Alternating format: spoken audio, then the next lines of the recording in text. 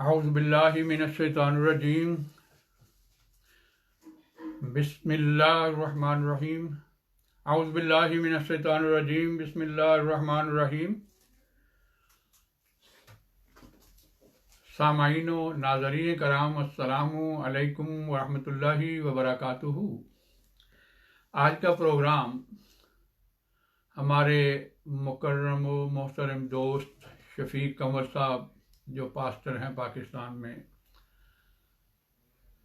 ان کی خواہش پر بنا رہا ہوں. ان کا ارشاد تھا کہ میں اپنا نقطہ نظر جو ہے مسیحیت کے جو مسئلہ کفارہ ہے، عقیدہ، اس پر ایک پروگرام کروں اور اس میں اپنا نقطہ نظر بیان کروں.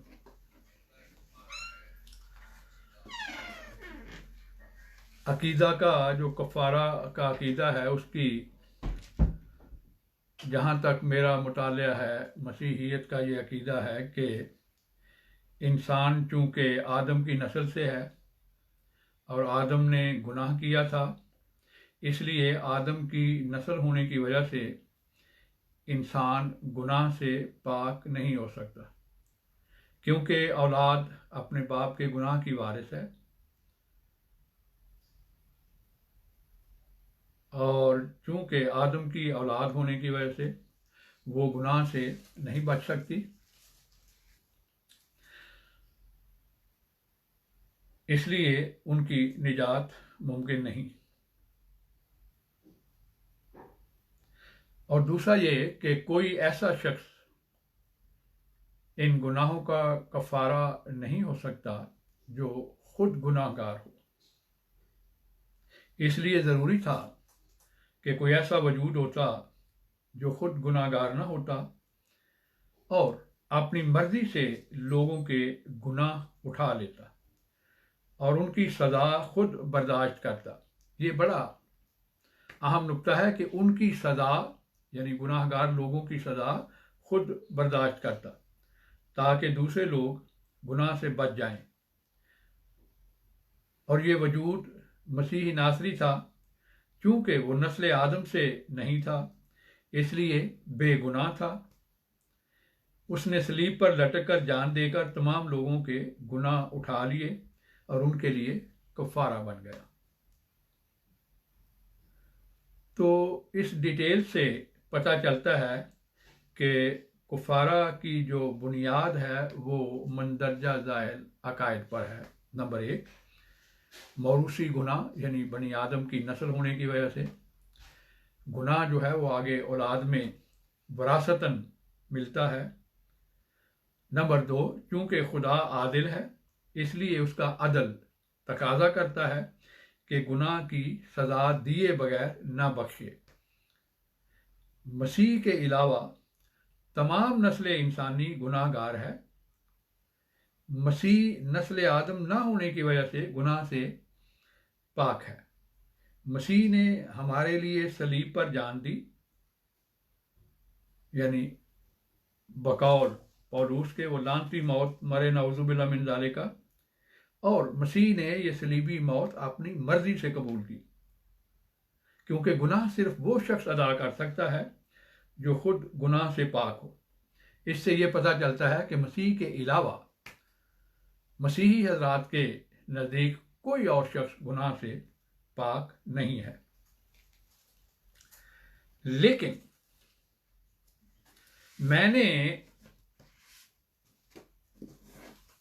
میں ان سے یہ گزارش کرنا چاہتا ہوں، چونکہ میں باوجود مسیحی حضرات سے گفتگو کرنے کے اور بائبل کا مطالعہ کرنے کے باوجود ابھی تک پوری طرح میں ان کے عقیدہ کو سمجھ نہیں سکا. تو اس لیے میں چند سوالات ان کے خدمت میں پیش کرنا چاہتا ہوں، اور میری گزارش ہے کہ میرے ان سوالوں کے جواب وہ اس طرح دیں کہ پہلے میرا سوال دہرائیں اور اس کے بعد پھر وہ جو بھی ان کا نقطہ نظر ہے اس سلسلہ میں وہ بیان کریں، تاکہ میں پوری طرح ان کے نقطہ نظر کو سمجھ سکوں. ان کے عقائد کی روشنی میں اور بائبل کی تعلیم کی روشنی میں۔ بائبل سے پتہ چلتا ہے کہ خدا کا منصوبہ یہ تھا، جیسا کہ لکھا ہے ملاکی کی کتاب باب 2 آیت نمبر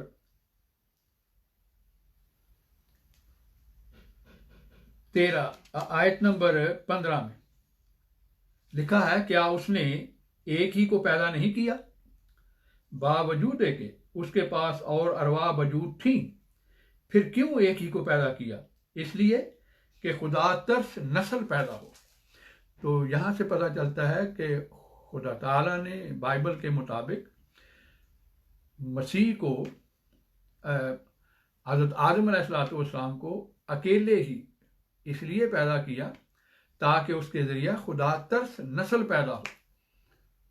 لیکن مسیحیت کا عقیدہ یہ ہے کہ آدم کے گناہ کے نتیجہ میں وہ گناہ آگے نسل میں چلتا رہا، یعنی خدا تعالیٰ کا جو منصوبہ ہے وہ ناکام ہو گیا اور خدا ترس نسل پیدا نہ ہوئی، کیونکہ وہ گناہ تو آگے چلتا رہا۔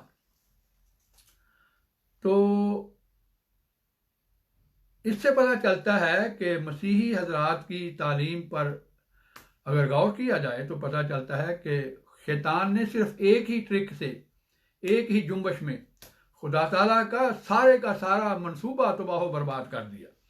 کہ خدا تعالیٰ کا منصوبہ تو یہ تھا کہ خدا ترس نسل پیدا ہو، لیکن ہوا اس کے بالکل الٹ، کہ ایسی نسل پیدا ہوئی جس نے ورثے میں گناہ حاصل کیا، اور خدا تعالیٰ کا منصوبہ ناکام ہو گیا۔ نعوذ باللہ من ذالک، ایسا تصور بھی نہیں کیا جا سکتا کہ خدا تعالیٰ کے منصوبہ بنائے اور اس کا دشمن یعنی شیطان جو ہے وہ اس کو ایک سیکنڈ میں تہس نہس کر دے خدا کے منصوبے کو۔ اور ہزاروں سال تک ایسا ہی ہوتا رہا کہ ایسی نسل پیدا ہوتی رہی جو ورثہ میں گناہ حاصل کرتی رہی۔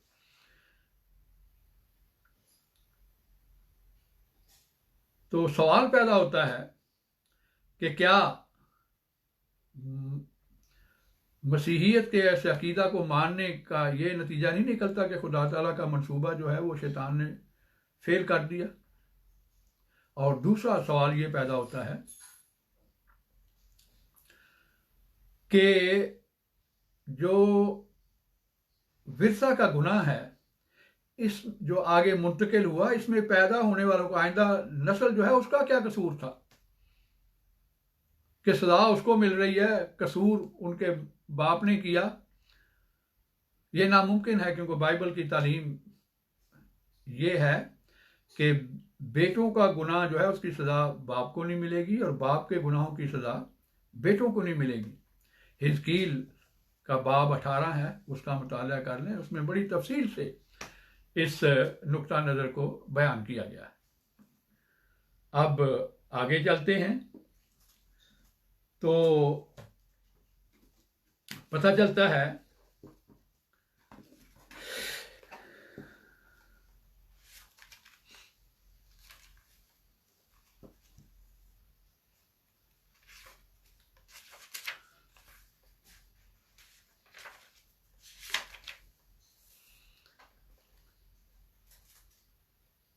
کہ گناہ جو ہیں وہ کئی اقسام ہیں اس کی، مسیحی حضرات کے مطابق بھی، اور اس میں سے بعض جو ہیں وہ اسلام بھی ان کو تسلیم کرتا ہے۔ مثلا مسیحی حضرات کا ایک عقیدہ یہ ہے کہ ایک فطرتی گناہ ہے، یعنی جو ورثہ میں ملتا ہے، اور پھر ایک گناہ ہے خدا تعالیٰ کے خلاف،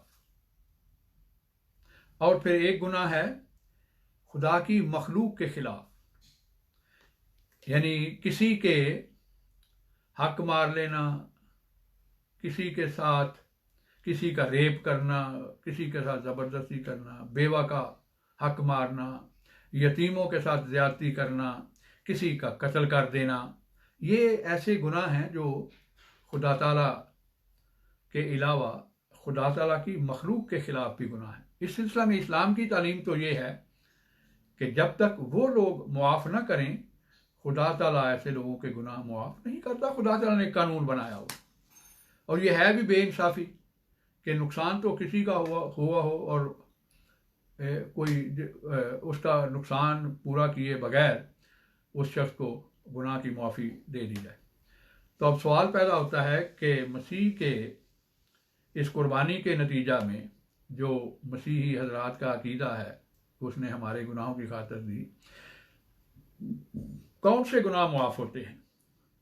فطرتی گناہ صرف، یعنی آئندہ جو ہے وہ جو مسیح پر ایمان لائیں گے ان کی اولادوں میں ان کا گناہ آگے چلے گا یا نہیں چلے گا، یا مسیح کی قربانی کے نتیجہ میں یہ جو فطرتی گناہ تھا وہ مستقل طور پر ختم ہو گیا، بند ہو گیا، اب آئندہ وہ گناہ نہیں چلے گا۔ لیکن ہم دیکھتے ہیں کہ گناہ تو اسی طرح ہی ہے، کوئی ذرہ بھر بھی تبدیلی نہیں آئی اس قربانی کے نتیجہ میں۔ تو یہ شفیق صاحب میرا سوال ہے کہ کیا فطرتی جو ایک گناہ چل رہا تھا ورثہ میں وہ آگے منتقل ہونا بند ہو گیا اس قربانی کے نتیجہ میں؟ اگر بند نہیں ہوا تو پھر کیا تبدیلی آئی ہے؟ نمبر 2، جو مخلوق کے خلاف گناہ ہیں، کسی کا حق مارنا، کسی کو قتل کرنا، کسی کا ریپ کرنا، کسی پر کچھ زیادتی کرنا، تو اگر خدا تعالیٰ نے وہ گناہ بھی معاف کر دیے ہیں تو ان کا نقصان کیسے پورا ہوگا جن کا گناہ کیا گیا ہے؟ اور یہ کیا بے انصافی نہیں ہے کہ اپنے بیٹے کو قربان کر کے تو ہر ایک کے گناہ معاف کر دیے؟ وہ آپ تو فرما رہے ہیں کہ یہ عدل کا تقاضا ہے کہ سزا دی جائے، یہاں بھی عدل کا تقاضا ہے کہ ان کے جن کا کوئی نقصان ہوا ہے وہ پورا کیا جائے، جن کے ساتھ زیادتی کی گئی ہے وہ پوری کی جائے۔ لیکن ایسا مجھے نہیں علم کہ آپ کا کیا عقیدہ ہے، میں آپ سے یہ سوال پوچھتا ہوں کہ کیا جو انسانوں کے خلاف گناہ ہیں وہ بھی مسیح کی قربانی کے نتیجہ میں معاف ہو چکے ہیں؟ پھر گناہوں کی ایک اور بھی قسمیں ہیں، بعض گناہ بغیر ارادہ کے ہو جاتے ہیں، غلطی ہو جاتی ہے، جیسا کہ قرآن کریم حضرت آدم علیہ السلام کے متعلق فرماتا ہے کہ ان کا ارادہ نہیں تھا، بھول سے ان سے یہ غلطی ہو گئی۔ اور اسی طرح اس جو صحون گناہ ہوتے ہیں ان کی معافی کے سلسلہ میں یہ جو قربانیوں کا سلسلہ ہے وہ بائبل کی تعلیم کے مطابق ان کو حکم ہے کہ جو ایسے گناہ ہوں جو ارادتاً نہ کیے گئے ہوں بلکہ صحون ہو جائیں ان کے لیے یہ قربانیاں کی جائیں۔ تو کیا مسیح کی قربانی صرف ایسے گناہوں کے لیے ہے جو صحون ہوئے ہوں یا ہر قسم کے گناہوں کے لیے؟ کیونکہ جو جان بوجھ کر گناہ کیے جاتے ہیں ان کے متعلق تو لکھا ہے گنتی باب 15 آیت 30-31 میں کہ وہ شخص جو بے باک ہو کر گناہ کرے وہ خداوند کی اہانت کرتا ہے، وہ کاٹ ڈالا جائے گا اور اس کا گناہ اسی کے ساتھ لگے گا، یعنی اس کی معافی نہیں ہے عہد نامہ قدیم کے مطابق۔ تو کیا ایسے گناہ بھی معاف ہوئے جو کہ بے باک ہو کر کیے، جو خدا کی اہانت کر کے جن کے نتیجہ میں خدا کی اہانت ہوتی ہے بائبل کے مطابق، وہ گناہ بھی معاف ہو گئے یا نہیں؟ دوسرے یہ کہ کیا وہی گناہ معاف ہوئے جو ایمان لانے سے پہلے کیے گئے تھے، یا آئندہ جو گناہ ہوں گے وہ بھی معاف ہوتے رہیں گے؟ اگر یہ عقیدہ ہو کہ پوری زندگی جو مرضی کرتے رہو، گناہ کرتے رہو، لوگوں کے حقوق پر ڈاکہ ڈالتے رہو، لوگوں کے حقوق پامال کرتے رہو، لوگوں کی جائیدادیں ہتھیالو، قتل و غارت کرو، بیواؤں کا مال دباؤ،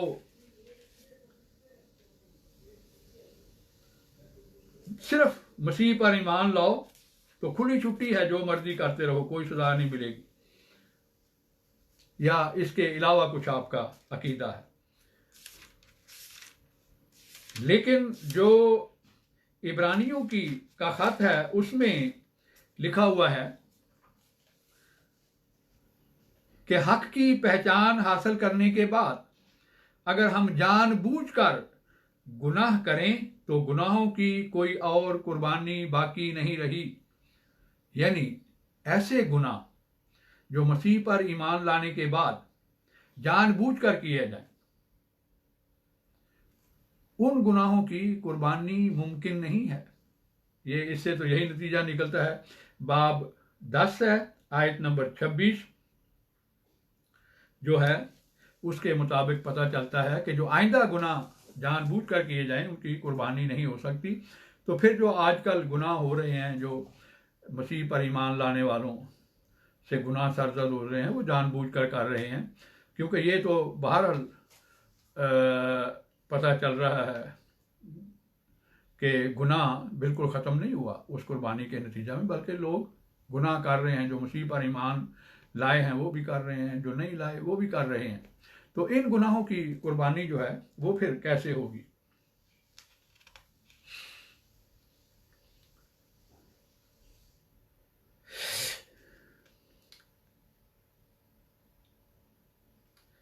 लिखा है जो कोई गुनाह करता है वो गुनाह का गुलाम है। तो क्या ये गुनाह की गुलामी आज भी जारी है या आज़ादी मिल चुकी है हर किस्म की कि जो मर्जी करो कोई सज़ा नहीं? फिर लिखा है कि मसीह की कुर्बानी के नतीजा में जो ये लिखा है कि गुनाह की मजदूरी जो है वो मौत है। तो क्या इससे रूहानी मौत मुराद है या जिस्मानी मौत मुराद है? अगर इसे जिस्मानी मौत मुराद है तो लोग तो अभी मर रहे हैं उसी तरह जिस तरह पहले मरते थे। गुनाहगार भी मर रहे हैं और बेगुनाह भी मर रहे हैं, इसमें तो कोई फर्क नहीं पड़ा। फिर एक सवाल मेरे भाई मोहतरम शफीक साहब ये है कि वो जो मसीह ने फिदिया अदा किया वो किसको अदा किया? खुदा को अदा किया या शैतान को? क्योंकि गुनाह जो है वो तो शैतान की तरफ से होता है, खुदा की तरफ से तो गुनाह नहीं होता। तो ये फिदिया किसको अदा किया जाए? खुदा ताला को या शैतान को? दूसरा ये है कि मसीही हजरात इसको समझाने के लिए अक्सर ये मिसाल देते हैं कि अगर एक शख्स कर्जदार हो और उसमें ताकत ना हो कर्जा अदा करने की, तो अगर दूसरा शख्स कहे कि जी मैं इसका कर्जा अदा करता हूँ, इसको जाने दिया जाए, इसकी सज़ा ख़त्म की जाए, या अगर वो किसी का ग़ुलाम है उसकी इफ्ज़ाना अदा कर दिया जाए, उसको ग़ुलामी से आज़ाद करवाया जाए। ये एक मिसाल बयान की जाती है मसीही आज़ाद की तरफ से। लेकिन उसमें तो ये होता है कि जो इफ्ज़ाना दिया जाता है, जो फिदिया अदा किया जाता है, वो फिर उसके पास रहता है जिसने वो आज़ाद किया होता है। लेकिन यहाँ तो मामला उल्ट है। मसीह ने जान आपके अकीदा के मुताबिक फिदा की, लेकिन वो जान तो दोबारा वापस ले ली। तो क्या ये एक फरेबदही नहीं है? ये एक पहले से बनाया हुआ मंसूबा तो नहीं है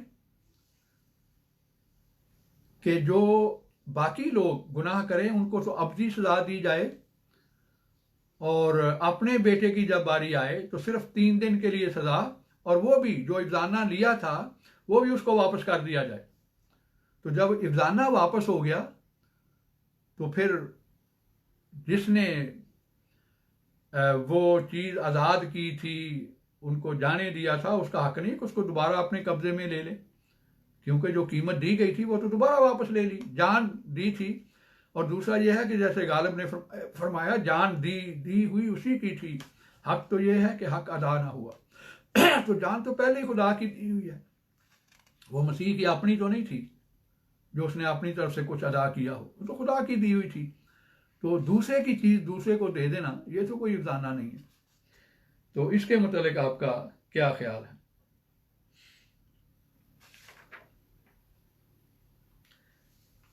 پھر آپ کا یہ عقیدہ ہے کہ بغیر خون بہائے گناہ کی معافی ممکن نہیں ہے، لیکن بائبل کے مطالعہ سے پتہ چلتا ہے کہ بغیر خون بہائے بھی معافی ہو سکتی ہے۔ مثلا مسیح نے خود ایک مفلوج جو ہے اس کو کہا کہ جا تیرے گناہ معاف ہوئے، تو وہاں تو کوئی خون نہیں بہایا گیا۔ تو اگر مسیح جو ہے وہ خود گناہ معاف کر سکتا ہے بغیر خون بہائے، تو پولوس صاحب کیسے کہہ سکتے ہیں کہ بغیر خون بہائے معافی نہیں ہے؟ اسی طرح اور بھی مقامات سے پتہ چلتا ہے موسیٰ علیہ السلام نے کئی دفعہ شفاعت کی بنی اسرائیل کی اور ان کے گناہ معاف کیے۔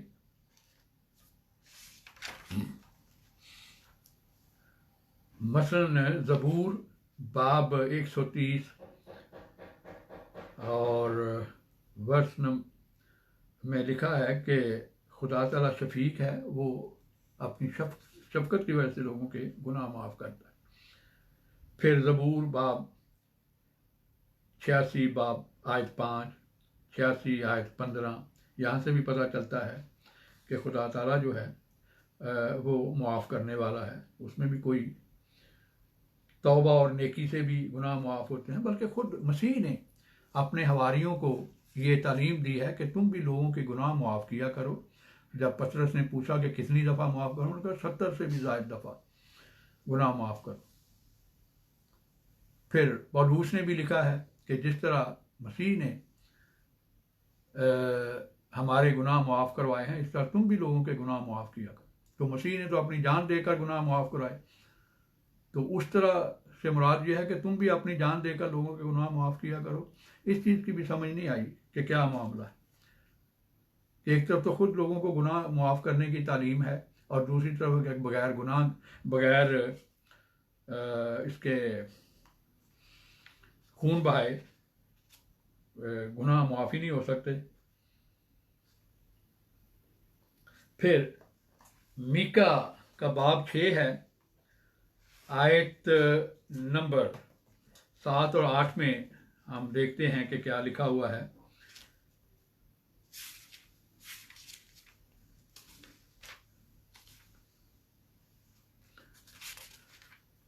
ہاں جی، اس میں مسلم یہ لکھا ہے کہ میں کیا لے کر خداوند کے حضور آؤں اور خدا کو کیوں کر سجدہ کروں؟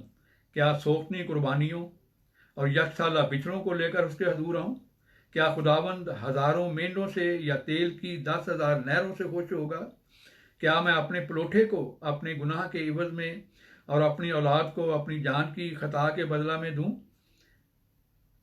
وہ کہتا ہے کہ ان چیزوں سے گناہ معاف نہیں ہوں گے۔ نہ خدا چاہتا ہے کہ قربانیاں دی جائیں گناہ کی معافی کے لیے۔ خدا آگے فرماتا ہے، اے انسان، اس نے تجھ پر نیکی ظاہر کر دی ہے۔ خداوند تجھ سے اس کے سوا کیا چاہتا ہے کہ تو انصاف کرے، رحم دلی کو عزیز رکھے اور اپنے خدا کے حضور فروتنی سے چلے۔ خدا تعالیٰ کو نہ قربانیوں کی ضرورت ہے، نہ فدیہ کی ضرورت ہے۔ خدا تعالیٰ چاہتا ہے کہ لوگ نیک رہیں، خدا سے ڈرتے رہیں، نیکیاں کریں۔ نیکیوں سے گناہ معاف ہوتے ہیں۔ پھر لکھا ہے کہ امثال کی کتاب میں کہ شریر جو ہے وہ فدیہ ہوگا، اور ناراست جو ہے وہ گناہ گاروں کے بدلہ میں دیا جائے گا۔ لیکن یہاں تو الٹا قانون ہے۔ یہ امثال کی کتاب ہے، باب 21 اور آیت 18۔ اسی طرح گنتی کا جو باب 25 ہے اور اس کی آیت نمبر 7 سے 13 تک ایک واقعہ ہے کہ ایک شخص تھا جو بدکار تھا، تو اس کو سزائے موت دی گئی، اور اس کے نتیجہ میں باقی بنی اسرائیل جو ہیں وہ سزا سے بچے۔ تو اس سے بھی پتہ چلتا ہے کہ بائبل کا قانون یہ ہے کہ شریر اس کے بدلے میں دیا جاتا ہے جو گناہ گار ہوتے ہیں۔ مثلاً ذکر ملتا ہے بائبل میں جا بجا کہ بنی اسرائیل کا خدا نے فدیہ دیا، تو وہاں دیکھیں فرعون کو ہلاک کیا گیا، جو بدکار لوگ تھے ان کو ہلاک کیا گیا اور نیکوں کو بچایا گیا۔ ہمیشہ یہی قانون رہا ہے، کوئی ایک بھی واقعہ ایسا نہیں ملتا جس سے پتہ چلے کہ نیک کو بد کے بدلے ہلاک کیا گیا، لیکن یہاں معاملہ بالکل الٹ ہے۔ تو یہ کیا تضاد نہیں ہے بائبل کی تعلیم میں اور آپ کے عقیدہ میں؟ پھر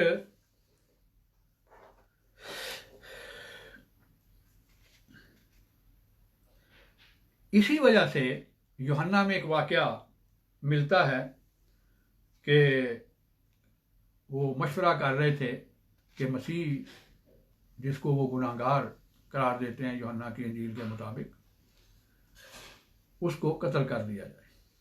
اس کی وجہ یہ تھی، یہی وہ قانون کہ شریر صادق کا فدیہ ہوگا اور دغا باز راست بازوں کے بدلہ میں دیا جائے گا، کیونکہ وہ اپنے آپ کو نیک سمجھتے تھے اور نعوذ باللہ من ذالک یسوع مسیح کو گناہ گار سمجھتے تھے، جھوٹا سمجھتے تھے اپنے دعووں میں، تو اس لیے وہ قتل کرنا چاہتے تھے۔ تو یوحنا کی جو انجیل ہے اس کا باب 11 ہے، آیت نمبر 49 سے 50، اس میں لکھا ہے کہ قیافہ جو اس وقت ان کا سردار تھا، اس نے یہ مشورہ دیا کہ تمہارے لیے یہی بہتر ہے کہ ایک آدمی امت کے واسطے مرے، نہ کہ ساری قوم ہلاک ہو، کیونکہ وہ ایک آدمی سے مراد ہے یسوع مسیح، اس کو گناہ گار سمجھتے تھے، اور اسی اپنے عقیدہ کے مطابق جو بائبل میں بیان ہوا ہے کہ شریر جو ہے وہ صادق کا فدیہ ہوگا اور دغا باز راست بازوں کے بدلہ میں دیا جائے گا، وہ ان کو قتل کرنا چاہتے تھے۔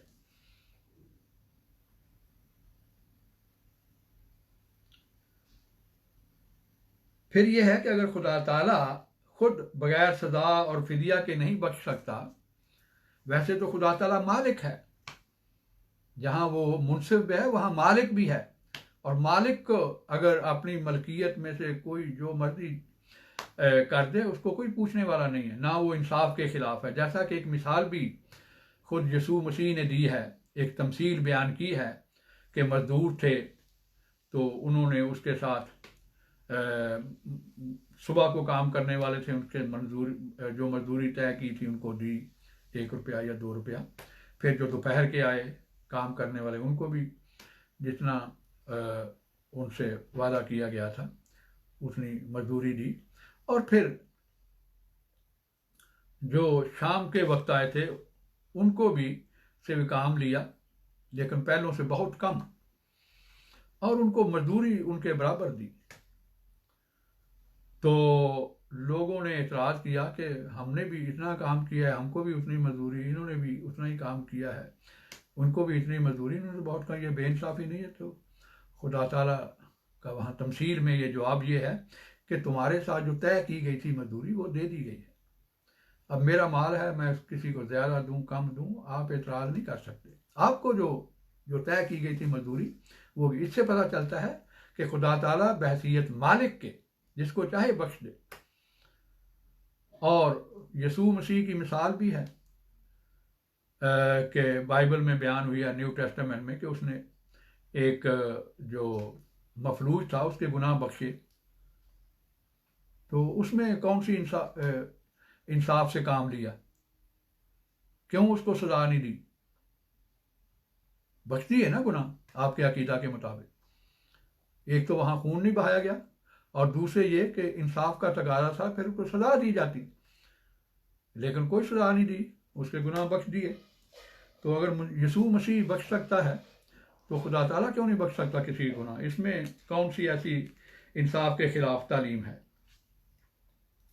پھر ایک اور بات ہے، سوال یہ ہے کہ جو فدیہ ادا کیا ہے یسوع مسیح نے، اس کی آپ کے عقیدہ کے مطابق 2 حیثیتیں ہیں، ایک خدا کی حیثیت اور ایک انسان کی حیثیت.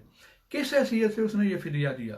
جو جان قربان کی گئی تھی وہ خدا تعالیٰ مرا تھا یا انسان مرا تھا؟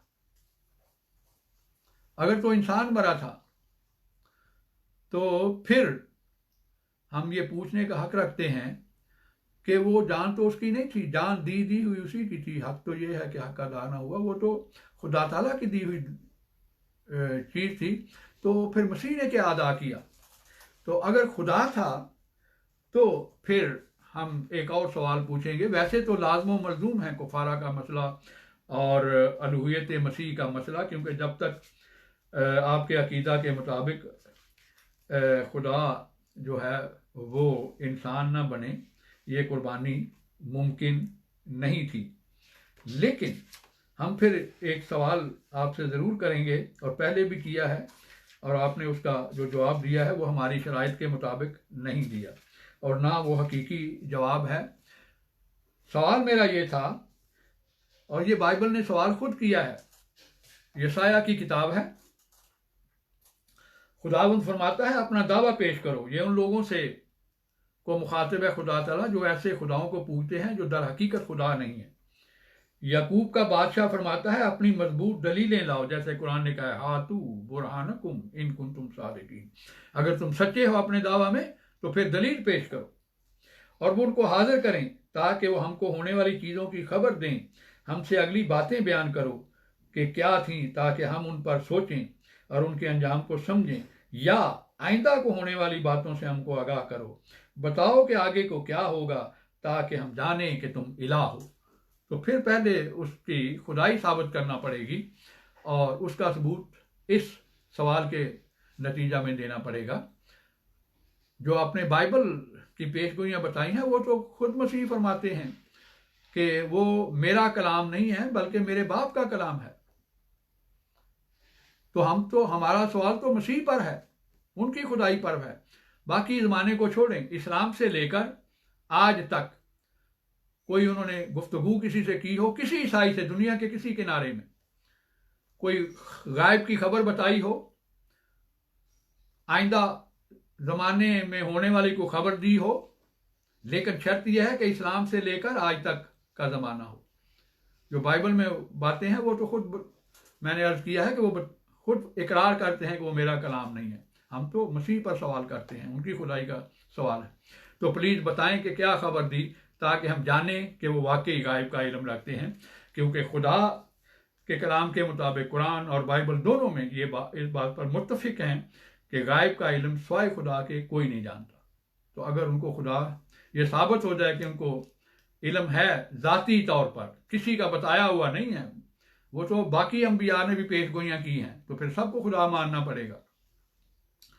تو محترم بتائیں کہ ان کی خدائی کا اس سوال کے نتیجہ میں کیا ثبوت ہے آپ کے پاس. آگے چلتے ہیں.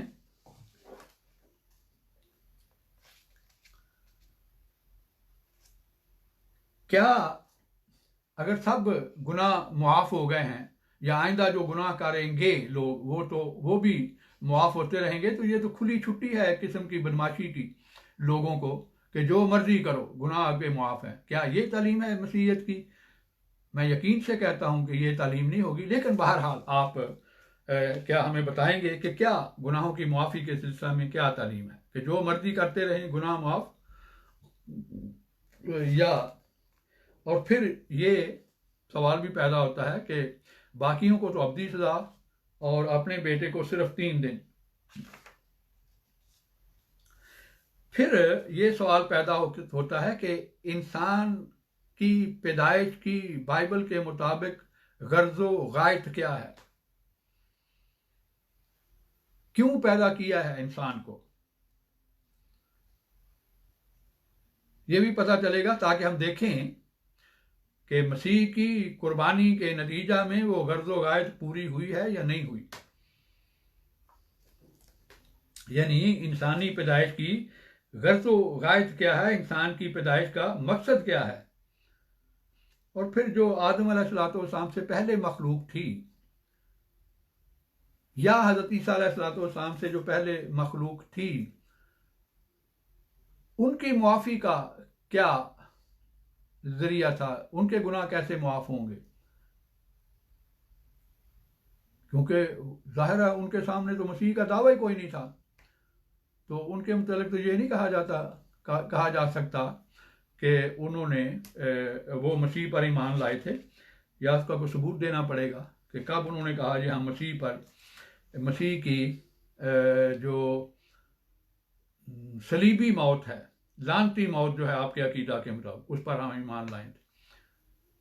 کوئی آپ ثبوت دیں گے تو پھر دیکھا جائے گا۔ پھر ایک سوال یہ پیدا ہوتا ہے کہ کیا بائبل کی روح سے انسانی قربانی جائز ہے؟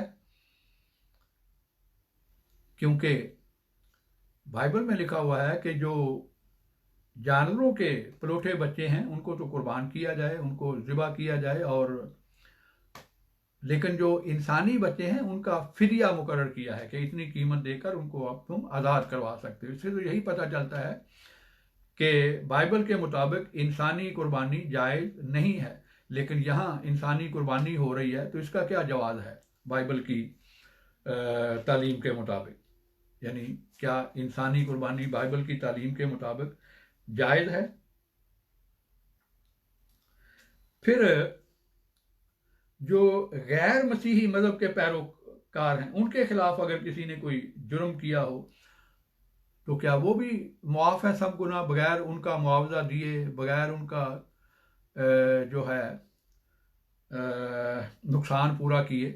کسی کا قتل کیا، کسی کے پیسے دبائے اگر کسی نے، تو کیا وہ بھی معاف ہے؟ تو یہ کیا آپ سمجھتے نہیں کہ کھلی چھٹی ہے؟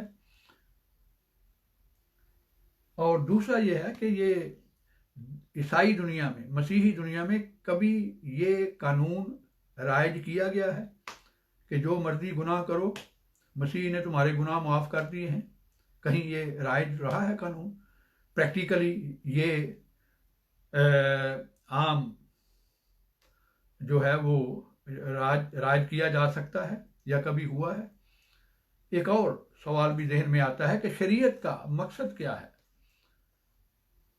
قرآن کریم کے مطابق تو شریعت جو ہے وہ اس لیے دی جاتی ہے کہ جیسا آپ ٹی وی خریدتے ہیں، گھڑی خریدتے ہیں یا کوئی ایسی چیز خریدتے ہیں، تو جو شخص اس چیز کا بنانے والا ہے اس کی طرف سے آپ کو ہدایات کے لیے ایک پیپر ملتا ہے جس پر لکھا ہوتا ہے کہ اس کو کیسے استعمال کرنا ہے۔ تو چونکہ خدا تعالیٰ نے انسان کو پیدا کیا ہے تو اس لیے یہ خدا تعالیٰ کی رحمت سے بعید تھا کہ وہ خدا تعالیٰ کو کوئی ہدایت نہ مانا دے کہ تم نے کیسے زندگی گزارنی ہے، کیونکہ اللہ تعالیٰ بہتر جانتا ہے کہ ان کو کس چیز کی ضرورت ہے، کیسے وہ زندگی گزاریں گے، کیونکہ خدا تعالیٰ خالق ہے انسان کا۔ تو ہمارے عقیدہ کے مطابق، اسلام کی تعلیم کے مطابق، قرآن اور بائبل جو ہے جب تک وہ اصل حالت میں تھی جو بھی، وہ ایک ہدایت نامہ تھا کہ انسان بہتر زندگی کس طرح گزار سکتا ہے، کن چیزوں سے بچنا چاہیے، کن چیزوں کو کرنا ہے، کن چیزوں کو نہیں کرنا۔ جیسے ٹریفک کا نظام ہے، سرخ، سبز اور پیلی لائٹ ہوتی ہے، کب چلنا ہے، کب رکنا ہے، یہ سارے اس میں ہم اس کی پابندی کریں گے تبھی ہم حادثات سے بچ سکیں گے۔ وہ ہمارے تو قرآن کریم کی تعلیم اور بائبل کی تعلیم جو ہے وہ اسی لیے دی گئی، باقی شریعتیں بھی، کہ انسان جو ہے اس میں ان کی بہتری تھی، وہ خود تو نہیں جان سکتا کہ کیا میرے لیے بہتر ہے اور کیا میرے لیے نقصان دہ ہے، تو خدا تعالیٰ نے خود ایک ہدایت نامہ بھی ساتھ دیا کہ تم نے انسانوں نے زندگی کیسے گزارنی ہے۔ پھر ہم دیکھتے ہیں کہ گناہ کی تعریف جو بائبل نے کی ہے وہ ہے شرع کی مخالفت۔ لکھا ہے جو کوئی گناہ کرتا ہے وہ شرع کی مخالفت کرتا ہے۔ تو جب آپ یہ دعویٰ کرتے ہیں کہ حضرت عیسیٰ مسیح کے علاوہ باقی سب گناہ گار ہیں، تو اس کا ثبوت کیا ہے؟ کیونکہ میں صرف ایک دو مثالیں دوں گا۔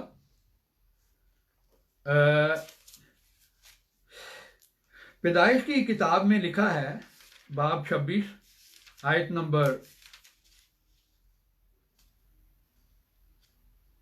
5، یہ حضرت ابراہیم علیہ السلام کی وفات کے بعد بیان دے رہا ہے خداوند، جو سب سے بہتر جانتا ہے کسی کے بارے میں کہ وہ اس نے کوئی گناہ کیا ہے یا نہیں کیا ہے۔ وہ یہ ہے، لکھا ہے آگے، پہلے لکھا ہے کہ یہ میں نے وعدے کیے تھے وہ میں ضرور پورا کروں گا اس کی نسل کے حق میں، اس لیے کہ ابراہم نے میری بات مانی اور میری نصیحت اور میرے حکموں اور قوانین اور آئین پر عمل کیا۔ دوبارہ پڑھ دیتا، باب 26 آیت نمبر 5، ابراہم نے میری بات مانی، میری نصیحت اور میرے حکموں اور قوانین اور آئین پر عمل کیا۔ دیکھیں یہاں خدا تعالیٰ کا اقرار موجود ہے کہ ابراہیم نے کبھی بھی خدا تعالیٰ کے کسی حکم کی خلاف ورزی نہیں کی، تو آپ کیسے کہہ سکتے ہیں کہ مسیح کے علاوہ کوئی گناہ گار نہیں ہے؟ دوسرا یہ کہ مسیح کو آپ کیسے کہہ سکتے ہیں کہ وہ گناہ گار نہیں؟ اسی کے مطابق لکھا ہے جو کوئی گناہ کرتا ہے وہ شرع کی مخالفت کرتا ہے، اور موسوی شریعت میں جس کے بارے میں خود مسیح نے فرمایا ہے کہ کوئی اگر میں موسیٰ کی شریعت کو منسوخ کرنے نہیں بلکہ پورا کرنے آیا ہوں، اور جو کوئی ان میں سے چھوٹے حکم پر عمل نہیں کرے گا یا اس کے خلاف تعلیم دے گا وہ خدا کی بادشاہی میں داخل نہیں ہو سکتا، یعنی وہ گناہ گار ہے۔ اور مسیح کے متعلق خود بائبل کی گواہی موجود ہے، متی باب 12 آیت نمبر 46 میں لکھا ہے کہ اس کی ماں اور بھائی باہر کھڑے تھے اور اس سے بات کرنا چاہتے تھے۔ کسی نے اس سے کہا، دیکھ تیری ماں اور تیرے بھائی باہر کھڑے ہیں اور تجھ سے بات کرنا چاہتے ہیں۔ اس نے خبر دینے والے کو جواب میں کہا، کون ہے میری ماں اور کون ہے میرے بھائی؟ اور اپنے شاگردوں کی طرف ہاتھ بڑھا کر کہا، دیکھو میری ماں اور میرے بھائی یہ ہیں، کیونکہ جو کوئی میرے آسمانی باپ کی مرضی پر چلے وہی میرا بھائی ہے اور میری بہن اور ماں ہے۔ تو اس سے پتہ چلتا ہے کہ جو موسوی شریعت کا قانون ہے کہ اپنے ماں باپ کی عزت کرو، یسوع مسیح نے بائبل کے اپنے بیان کے مطابق اس کے خلاف عمل کیا اور اپنی والدہ کی خواہش کو پورا نہیں کیا۔ یہ کہاں کی عزت ہے کہ باپ والدہ ملنا چاہتی ہے بیٹے کو اور بیٹا کہتا ہے نہیں میں نہیں ملنا چاہتا؟ وجہ یہ ہے کہ وہ میرے آسمانی باپ کی مرضی پر نہیں چلتے۔ اس سے یہ بھی نتیجہ نکلتا ہے کہ نعوذ باللہ من ذالک ان کی والدہ ان پر ایمان نہیں لائی تھی۔ تو خاص طور پر قرآن نے اس بات کی تردید کی ہے، دونوں باتوں کی، اس بات کی بھی کہ وہ ایمان نہیں لائی تھی، لکھا ہے کہ ان کی والدہ صدیقہ تھی، ان کی تصدیق کرنے والی تھی، یعنی سب سے پہلے ان پر ایمان لانے والی وہ تھی۔ اور دوسرا یہ کہ کہا ہے کہ وہ اپنی والدہ کے نافرمان نہیں تھے بلکہ ان کے تابع دار تھے۔ دیکھیں بائبل تو ان پر ان کے ذمہ گناہ لگاتی ہے، تو وہ پھر وہ بھی گناہ گار سے وہ کیسے یہ فدیہ دے سکتے ہیں آپ کے عقیدہ کے مطابق؟ کیا بائبل کی یہ تعلیم نہیں ہے کہ ماں باپ کی عزت کرو؟ کیا ماں کی خواہش کو پوری نہ کرنا یہ ان کی عزت کرنا ہے؟ تو اس طرح تو وہ خود بھی اقرار کرتے ہیں کہ مجھے نیک مت کہو، نیک صرف ایک ہے یعنی خدا تعالیٰ۔ تو وہ تو خود اس بات کا اظہار کر رہے ہیں کہ میں نیک نہیں ہوں۔ اور عملی طور پر جیسے کہ میں نے بتایا ہے، متی کی انجیل سے پتہ چلتا ہے کہ انہوں نے خدا تعالیٰ نے جو موسیٰ کے ذریعہ شریعت دی تھی اس کی بھی ایک حکم کی خلاف ورزی کی۔ تو اس سے بھی پتہ چلتا ہے کہ وہ بے گناہ نہیں تھے، اس لیے وہ یہ فدیہ کیسے دے سکتے ہیں؟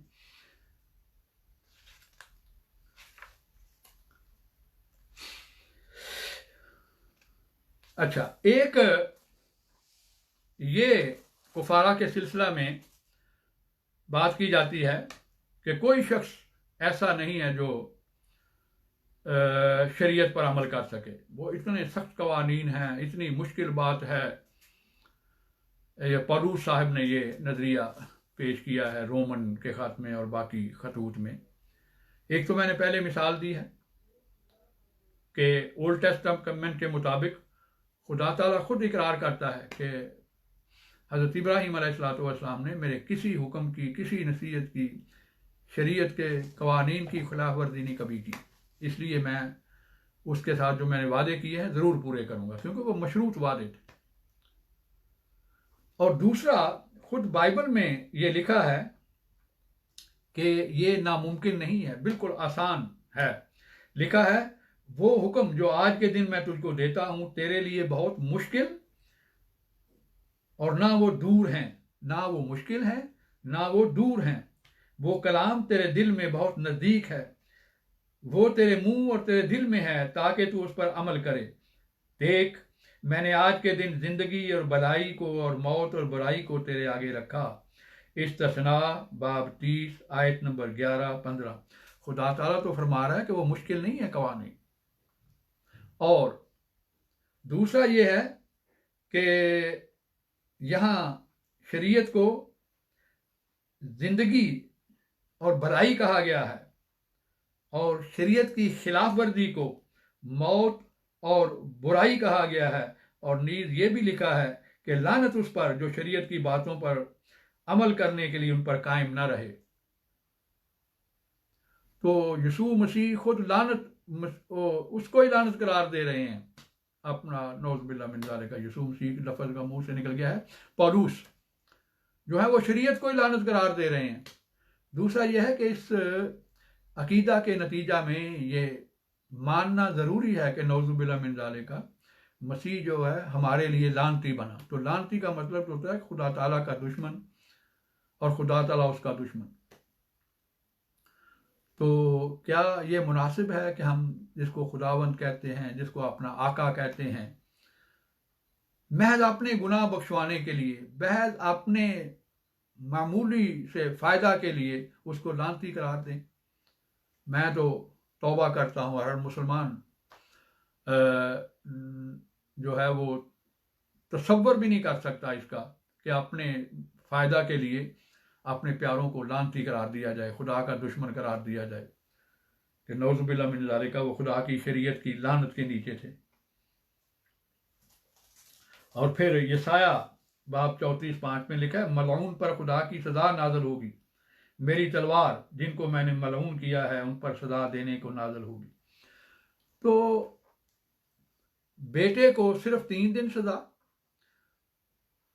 اور باقی دنیا کو ابدی سزا، یہ کہاں کا انصاف ہے؟ اس کا بھی محترم امید ہے آپ کی طرف سے کوئی جواب ملے گا.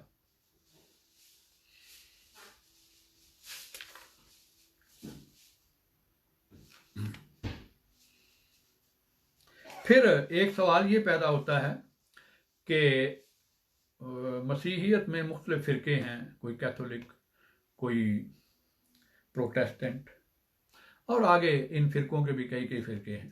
تو کیا جو مسیح پر ایمان لانے کے نتیجہ میں گناہوں کی معافی ملی ہے وہ صرف آپ کے ہم عقیدہ لوگوں کو ملے گی، یا باقی جو مسیحی حضرات ہیں ان کو بھی وہ سب اس میں برابر کے شریک ہیں؟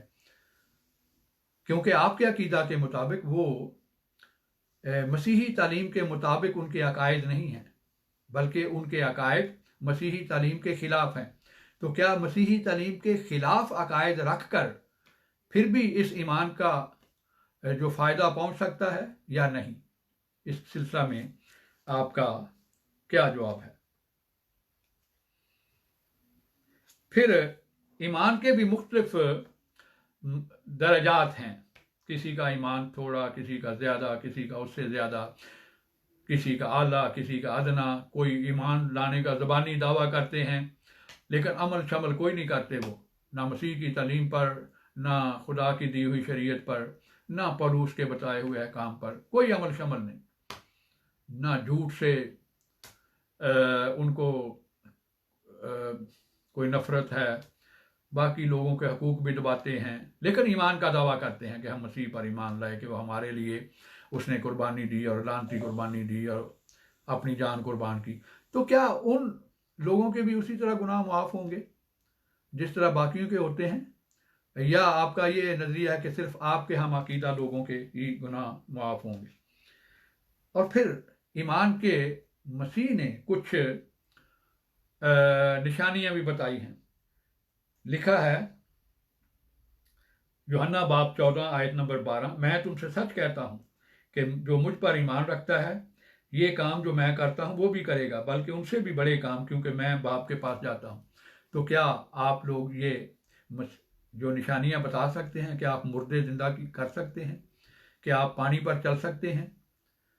फिर आगे लिखा है कि जो ईमान लाएगा और बपतिस्मा लेगा वो मेरे नाम से बदरूहों को निकालेंगे, नई नई ज़बानें बोलेंगे, सांपों को उठाएंगे, कोई हलाक करने वाली चीज़ें पिएंगे तो उन्हें कुछ ज़र नहीं पहुंचेगा। मरकस बाब 16 आयत नंबर 16 से 20। तो क्या ये निशानियां आप बता सकते हैं? अगर नहीं निशानियां बता सकते तो इसका मतलब है आप मसीह के नज़दीक ईमानदार है ही नहीं, सिर्फ ज़बानी दावा है। तो क्या सिर्फ ज़बानी दावा से भी गुनाह माफ़ हो जाएंगे? फिर मती बाब 17 आयत 20 में लिखा है कि अगर तुम राई के दाना के बराबर ईमान होगा तो इस पहाड़ से कहोगे कि पहाड़ सिरक कर वहां चला जाए तो वो चला जाएगा, और कोई बात तुम्हारे लिए मुमकिन नहीं होगी। तो क्या ये आप निशानियां बता सकते हैं? फिर मुझे मोहतरम ये भी बता दें कि मसीह की जो आदम की औलाद है उसका क्या गुनाह है?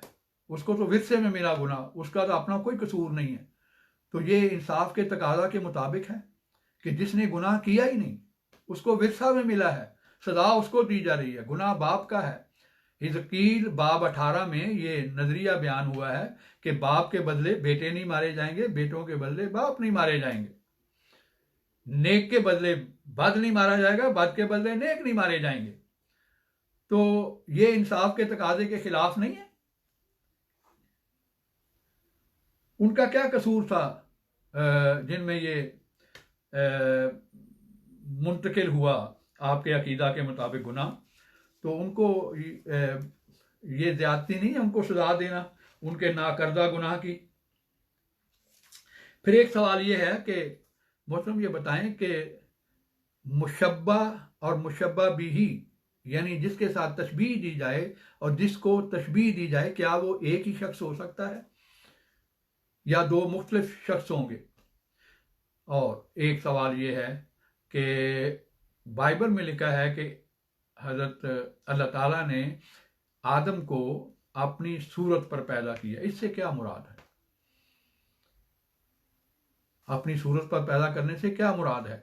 क्योंकि खुदा ताला की कोई जिस्मानी सूरत तो नहीं है। तो इसकी ज़रा प्लीज़ वजाहत फरमाएंगे कि इससे क्या मुराद है। और आखिरी सवाल मैं आपसे ये गुजारिश करूँगा, वो इसलिए कर रहा हूँ कि जब आइंदा हमारी गुफ्तगू जारी रहेगी तो हमें पता होना चाहिए कि इसके मतलब आपका क्या अकीदा है, क्योंकि हवाले देने पड़ेंगे। बाइबल की तालीम आप मेरे सामने पेश करेंगे, मैं आपके सामने पेश करूँगा कि आप अहदनामा कदीम का इब्रानी टेक्स्ट इल्हामी मानते हैं, यूनानी टेक्स्ट जो 500 साल तक इल्हामी माना गया है मसीही दुनिया में उसको इल्हामी मानते हैं, या कैथोलिकों का जो मिक्स टेक्स्ट है आजकल, यानी कुछ इब्रानी से लिया हुआ है, आपको इल्म है उसमें जो किताबें जायद हैं वो इब्रानी टेक्स्ट में तो नहीं है, वो सेप्टोगिंट में है, हफ्तावी तर्जमा भी जिसको आप कहते हैं, उसमें से लिया गया है। कौन सा आपके नज़दीक इल्हामी है और क्यों? तो उम्मीद है आप इन सवालों के जवाब मरहमत फरमाएंगे और उसके बाद इंशाअल्लाह तफसील से इस मसला पर बात होगी। इसी के साथ ही मैं इजाज़त चाहूँगा। खुदावंद आपको अपनी हिफाजत में रखे और तमाम सामाईन व नाज़रीन भी अल्लाह ताला की हिफाजत में रहें। इसी के साथ ही इजाज़त चाहूँगा। अस्सलामु अलैकुम वरहमतुल्लाहि वबरकातुहू। शुक्रिया।